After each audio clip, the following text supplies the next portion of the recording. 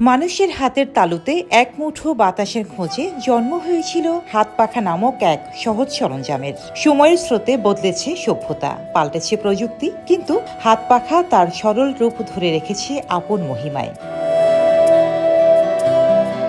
বদলেছে কেবল তার ভূমিকা, নির্মাণশৈলী ও মানুষের সঙ্গে সম্পর্কের ধরন। একবার পিছনে ফিরে তাকালে দেখা যায় হাত পাখার রয়েছে এক দীর্ঘ ও বৈচিত্র্যময় অভিযাত্রা। প্রায় 4000 বছর আগে প্রাচীন মিশরে হাত পাখা ছিল রাজকীয় প্রতীক। ফারাওরা বড় হাত পাখা ব্যবহার করতেন, যা তাদের ক্ষমতা ও মর্যাদার প্রতীক ছিল। তুতানখামেনের সমাধিতে পাওয়া যায় দুটি হাত পাখা, যার একটি সোনার হ্যান্ডেল সহ উট পাখির পালকে তৈরি, অন্যটি ইবনি কাঠে সোনার অলঙ্করণে সজ্জিত। এই ঐতিহ্যেরই সাক্ষ্য বহন করে। চীনে হাত পাখা ছিল সামাজিক মর্যাদার প্রতীক। হান রাজবংশের সময় ডিং হুয়ান একটি ম্যানুয়ালি চালিত রোটারি ফ্যান উদ্ভাবন করেন। পরবর্তীতে তাং রাজবংশে জলশক্তি ব্যবহার করে ফ্যান চালানো হতো।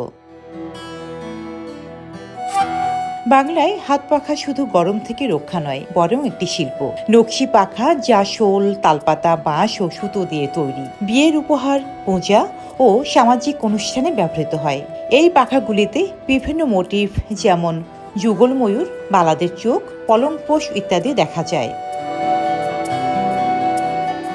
তাল পাতার পাখা বা তাল পাতা পাখা বাংলার ঘরে ঘরে ব্যবহৃত হয়। এই পাখাগুলি তাল গাছের পাতা দিয়ে তৈরি, রঙিন কাপড়, পুঁতি ও ফিতা দিয়ে সাজানো হয়। এগুলি শুধুমাত্র গরম থেকে রক্ষা নয়, বরং বাংলার সাংস্কৃতিক ঐতিহ্যের অংশ। রোজিনা রোজি, দেশকাল নিউজ।